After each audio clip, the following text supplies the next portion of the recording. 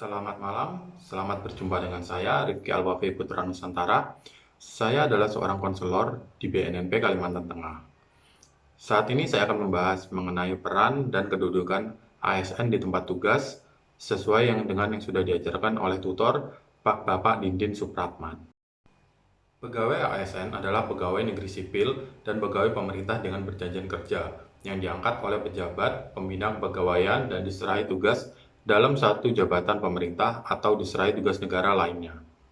Untuk menghasilkan pegawai ASN yang profesional, memiliki nilai dasar etika profesi, bebas dari intervensi politik, bersih dari praktik korupsi, kolusi, dan nepotisme, pengelolaan ASN diatur dalam manajemen ASN.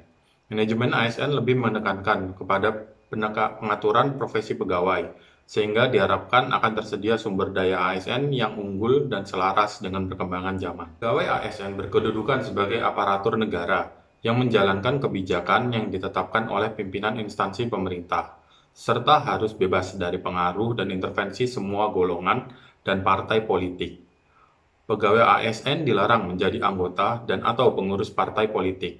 Selain untuk menjauhkan birokrasi dari pengaruh partai politik, hal ini dimaksudkan untuk menjamin keutuhan, kekompakan, dan persatuan ASN, serta dapat memusatkan segala perhatian, pikiran, dan tenaga pada tugas yang dibebankan kepadanya. Kedudukan ASN berada di pusat, daerah, dan luar negeri. Namun, demikian, pegawai ASN merupakan satu kesatuan. Kesatuan bagi ASN ini sangat penting, mengingat dengan adanya desentralisasi, otonomi daerah, dan sering muncul isu putra daerah menyebabkan perkembangan birokrasi menjadi stagnan di daerah-daerah. Kondisi tersebut merupakan ancaman bagi kesatuan bangsa.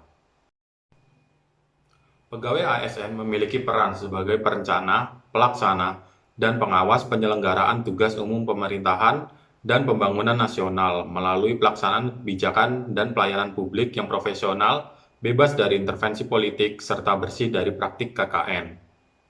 Untuk dapat menjalankan perannya dengan baik, pegawai ASN memiliki fungsi sebagai 1. Pelaksana kebijakan publik, 2. Pelayan publik, dan 3. Sebagai perekat serta pemersatu bangsa. Selanjutnya, kedudukan dan peran saya sebagai pegawai ASN di tempat kerja adalah untuk 1. Melaksanakan kebijakan yang dibuat oleh pejabat pembina kepegawaian sesuai dengan ketentuan peraturan perundang-undangan. Dalam hal ini, saya melakukan kebijakan yang telah ditentukan oleh atasan-atasan saya dengan mengutamakan kepentingan publik dan masyarakat luas serta mengutamakan pelayanan yang berorientasi kepada kepentingan publik. 2. Memberikan pelayanan publik yang profesional dan berkualitas. Dalam hal ini, BNN terutama bidang rehabilitasi sangat berorientasi pada pelayanan. Tugas kami adalah memberikan layanan bagi masyarakat yang pada kenyataan di lapangannya sangat menghindari layanan rehabilitasi kami. Masyarakat yang terpapar narkoba antara tidak menyadari kalau mereka perlu direhabilitasi atau memang tidak mau direhabilitasi. Oleh karenanya, kami dituntut untuk melakukan pelayanan prima agar menciptakan image baik di masyarakat dan membuat nyaman klien-klien kami agar mau datang kembali. Kepuasan klien adalah bentuk penilaian dari pengabdian kami. Yang ketiga, mempererat persatuan dan kesatuan negara Republik Indonesia. Bisnis narkoba adalah bisnis gelap yang memanfaatkan segala celah dan koneksi untuk menjalankannya. Mereka para pelaku bisnis ada di lini masyarakat apapun dan berusaha memecah belah kesatuan masyarakat.